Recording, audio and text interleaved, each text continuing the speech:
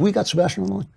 Dr. Sebastian Gorka is with us, former deputy assistant to the President of the United States. He is now a Fox News contributor and shows up all over the place. But he's also the author of an upcoming book, which I didn't know. We must get a copy of this book so I can read it by the time it comes out. Why We Fight: Recovering America's Will to Win. There you are. How you doing? Very well, Drew, and even better now that I'm on my favorite podcast. Oh, thank you so much. I love to hear you say that. And don't forget to subscribe and give 5 stars to Another Kingdom. You can come on anytime. You can come on every day, as far as I'm concerned. So I've been talking about this thing with Rudy yesterday. I'm sure you saw it. Yeah. And you know, I have to tell you, Giuliani is a true hero of mine because I lived in New York when it was unlivable. I mean, I lived there at its absolute... My wife too. She lived through it and saw what happened to Manhattan. Yeah, but he always has been a bit of a kook. I mean, he says the things come out of his mouth. You know, it's great for a mayor of New York. It's perfect. I mean, it was great. What was your feeling? I mean, I was watching Sean there, and he just looked like he had been hit by a car. Did you feel that this was a major, the biggest revelation of the week? No, not at all. I really don't. I think he's a perfect fit. I've had real issues. I've had real issues with the legal team when I was in the White House, and since then, they, in many cases, and kudos to the exception, they're either creatures of the establishment or they fear the establishment GOP and they want to be friends with the GOP. And they don't understand who Donald Trump is. And they don't understand that if no crime has been committed, then you don't give an interview. And I think Victoria Tunsing made the best point ever. There is case law out there. There's precedent that, guess what? The president is a busy guy and you don't get to subpoena him. There's actually case law out there that if he's a witness to a traffic accident, you don't get to subpoena the president. You have to find other ways to get that information. But in this case, there is no there. I remember distinctly in June of last year, I was in the Oval with the president by myself. I think Jared had just testified or he'd just given his press conference. The president was visibly frustrated. And he said to me, you know, they're never going to find anything because there is nothing. And how many millions have we spent? How many thousands of man hours when peace is breaking out on the Korean Peninsula for the first time in 65 years? The economy, we've had 3% growth rate for multiple quarters when for the last 8 years, Obama couldn't give us 1/4 of 3% growth rate. And you want to talk to me about Stormy Daniels a decade ago? It really is incredible, the alternate universe these people live in. 59 times the lawyer for Stormy Daniels has been on CNN. They treat him like a rock star. And it truly is amazing that they are living in this world. And I think it does have an effect on people. People start to think, like, especially if they don't pay much attention to the news, they start to think, oh my God, every day's a crisis. When really things are going pretty well. If you were, I know you're not a lawyer, but if you were Trump's attorney, what advice would you give him now? I mean, I'm sure you saw the questions that Mueller wants to ask him in the Times. What would you say to him? Well, I would embarrass Mueller, and I would have an open statement. I would write an open response to the putative questions, saying if these are your questions, it is clear you have no case. 3/4 of them have nothing to do with Russia and are a fishing expedition to entrap him in a perjury trap with regards to obstruction of justice. I would answer them in such a way that embarrasses Mueller for the hack job he has done. I don't care all these stories about who appointed him. He's a Republican. He has one mission right now: to get the scalp of the president. That's what he did with Whitey Bulger. He put 4 people in prison who were innocent. He wants a scalp, irrespective of whether there's a D or an R behind the name. This man has to be demonstrably shown to have wasted taxpayer money and time with a full-throated response to all of these questions that basically makes him look like the political hack that he has become. Do you think that this is just pure ambition? You put a dog in that position and he goes after the bone? Or do you think that there's political animus there, that he wants this guy for political reasons?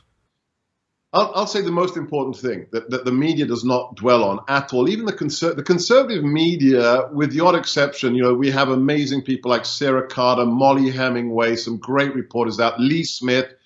You know what the biggest scandal is here? Beyond unmasking everything else. Robert Mueller interviewed for the job of director of the FBI on May 16th. He wanted his old job back. And he was escorted to that interview by guess who? Rod Rosenstein, his best buddy. Mueller crashed and burned in that interview. The president said, no, I'm not interested. I want fresh blood. I'm going to look for somebody else. So he failed. He lost the job. 24 hours, less than 24 hours later, what happens? Rod, his buddy, appoints him special prosecutor to investigate the man who he failed the job interview with. He should have been recused the second Rod said, hey, would you like to investigate the guy who you failed in front of to get your old job? How is this man even allowed to investigate the president? So I look at Rod Rosenstein. It's really interesting. When I was listening to Giuliani, he did not come down on Mueller that hard. He said he still has an open mind about him. And I was watching Rosenstein yesterday at the museum, or the day before yesterday at the museum, saying we're not going to be extorted. I've had a very hard time getting a read on him. You think he is a swamp creature? You are basically saying he is out to get the president. I know what he is. I've seen him in action in closed session. We were at a meeting together at Liberty Crossing together. He is the quintessence of the bureaucratic survivor and swamp dweller. I don't think he is an ideologue of the Obama brothers mold. Like, he's not a Ben Rhodes, he's not a Colin Kahl, he's not a Tommy Vietor, he's not a neo-Marxist kind of crazy. But he's not a man of honor. And also, he's stupid. How can you stand up in a public forum and say, we're not going to get extorted? This is extortion. Guess what, buddy? You don't work for yourself. You work for the American people. And you know what the Constitution says?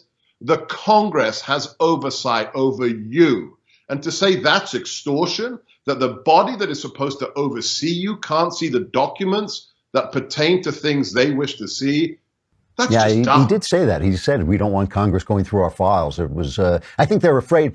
He's afraid that Congress is trying to scotch the Mueller investigation. I think that's what he's thinking. But what else? Who knows what? To quote John Brenan, I don't have the evidence, but it could be true.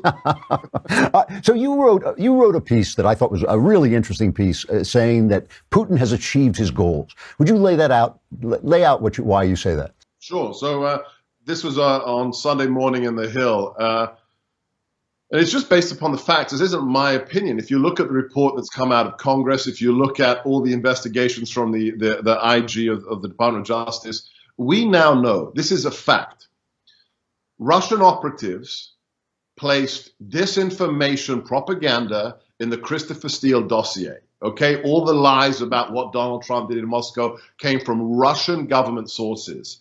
The DNC paid for that, $12 million plus Clinton. Clapper had read the file. He knew that the left-wing media had seen the file, but nobody was going to jump on it because A, it was so tendentious and salacious, and B, they needed a news peg. So what does he do? We now know this is a fact. Clapper tells Comey, why don't you brief the file to the president-elect, and then you can leak it to your buddies, and then CNN will have the peg.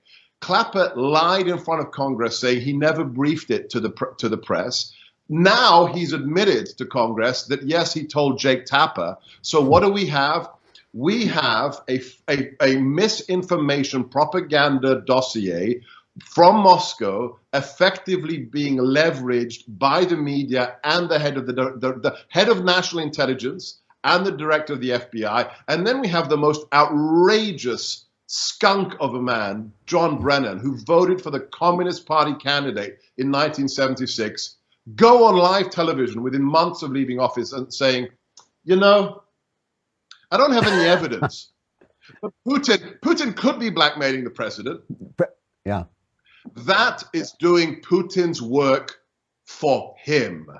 And then, of course, the cherry on top, Drew, Clapper gets a nice, juicy contract with CNN, the people who he leaks to. I, How is that not swamp creature par excellence? I have to say that Brenan has been, it's been obscene. I mean, he has been truly a disgrace to his office. And that thing he said about maybe he was, that kind of coy way he says it, like maybe he's being blackmailed by the Russians, that really is disgraceful.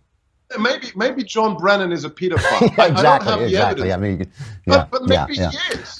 Do you think, I mean, you worked with the president. Do you think this gets to him? I mean, he seems like a fairly emotional guy. He seems like a guy who doesn't like people swinging at him without swinging back, obviously. What did somebody said? He kicks any dog that barks at him. Do you think this gets to him? Do you think it gets under his skin? It depends what you mean by gets to. So, I'm married to somebody who was a quintessential WASP when I met her. And, you can't have conflict. You must not have conflict. I relish conflict. It drove her mad. She's now at peace with it. I love going on the attack. And guess what? So does the boss. So does the president. I know it irks him, especially when people lie. When they lie about his daughter, his son-in-law, his children, who would not go on the offensive when you're spreading lies about your children? But at the end of the day, you know what? It's his fuel. It really is his fuel. This is a man who will not stand down. And that's why he has achieved, according to the Heritage Foundation, this is stunning. Heritage has this mandate for leadership that it writes every time there's a new president. They wrote one a year and a half ago with 365 conservative initiatives a true conservative president should accomplish. Last month, they did a spreadsheet of what he's achieved in the first year. He's achieved 62%. 62% of everything the mothership of conservatism would like him to do by the end of his second term. So, yes, it frustrates him, but does it stop him? Not in the slightest. From the economy to ISIS to North Korea to the JCPOA, he is this freight train that just keeps on rolling. So you started out before you worked for the president. You were an expert on the military and security issues and terrorism. I just want to ask you a couple more questions before I let you go about the international scene. You spoke about North Korea with that was pretty strong optimism. I mean, I look at Kim Jong-un and I think I wouldn't turn, I would just check my watch before I would go even and shake his hand. Give me some odds. What do you think are the odds of Trump coming out of a meeting with him with anything? Somebody asked me this about 2 weeks ago, and I gave it 5% success rate. Because you're right. He's a Stalinist dictator. I mean, he has people killed by anti-aircraft cannon for politically disagreeing with him. Allegedly, he has people fed to dogs who disagree with him. So you hold your wallet, you walk in there completely with your eyes wide open. It's not trust and verify like Reagan said. It's distrust and verify. But what's happened in the last 2 months is incredible, truly stunning. The idea that he's potentially going to give us back our citizens, our hostages, before we sign a deal, that's like what Obama did with Iran. We'll give you $150 billion before you give up your nukes. So I'm still leery because a dictator lies, whether it's Hitler in Munich in 1938, whether it's Khrushchev during the Cuban Missile Crisis, they lie. But at the end of the day, if anybody can close the deal, it's the Donald. The other thing I wanted to ask you about is this Iran deal. I have never understood the Iran deal. I don't believe Obama was trying to destroy the world or anything like that. I mean, I think I assume he was doing his best, but I have never understood why you would make a deal with terrorists that allows them essentially a free pass to nukes. I don't get it. So what am I missing? Tell me why that deal is in place and why the Europeans, I guess the Europeans are there for the money, I guess, for the trade. Yeah. So if you look at the trading partners for Iran, the two biggest trading partners are France and Germany. So that's why they have issues. This has been the same with Iraq over the years. Now it's with Iran. So this isn't about high and mighty and multilateralism. It's about very prosaic business interests. Why did the Iran deal happen? For a couple of reasons. Number one is the large meta reason. For 8 years, Drew, you know this better than anybody. Nothing the administration did under Obama was about truth. It was about narrative. It was all. This is why somebody with a master's degree in fictional literature becomes the deputy national security advisor. Okay, this is why a guy who was driving the bus, Tommy Viator, becomes the press spokesman for the National Security Council. It was about narrative, it was about spin. What was the geostrategic calculation? It was an incredibly naive one. They basically made a decision. The Sunnis are in ascendance writ large, all Sunnis, especially the violent ones like ISIS and Al-Qaeda. We need to redress that balance. There's only one natural balance, counterbalance, and that's Iran. Let's make them as rich and as powerful as possible, and then peace will break out in the Middle East. The idea that this is the biggest sponsor of terrorism, they kind of missed that footnote, and they thought that with a grand rebalancing, everything would be on par and it would be okay. That's the first plausible explanation I have heard of the logic behind that. Even from them, even from the Obama administration, that at least lets me know what they were thinking. Is what's your guess? Is Trump going to pull out of it? Yeah. Yes. Okay. He's been wanting to pull out. He's been wanting to pull out of it since before he was president. We've discussed the issue since I've left the White House. He's still adamant it's the worst deal in history. It makes Munich look like, a good deal. And this is nuclear weapons, Drew. Nuclear weapons. Billions of dollars. So if I had to bet, absolutely. After what Netanyahu did, Netanyahu's given us a slam dunk.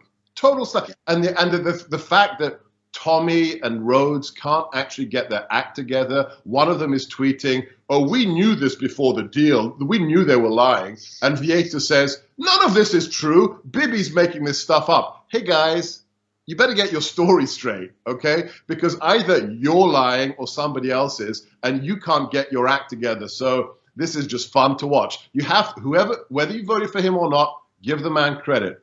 Donald Trump has made politics fun again. Well, that is for sure. I hope he appreciates you. You're the best spokesman he has. There's no question about it. You send me your book, Why We Fight, Recovering America's Will to Win, so we can talk again when it comes out. We will. It's already available on pre-order, but you will get the first signed copy. Thank you very much. Great to see you, Sebastian. Thanks very much. Thanks, Drew. Boy, I mean it. I hope Trump wakes up every day and says that guy's name, because he really is something.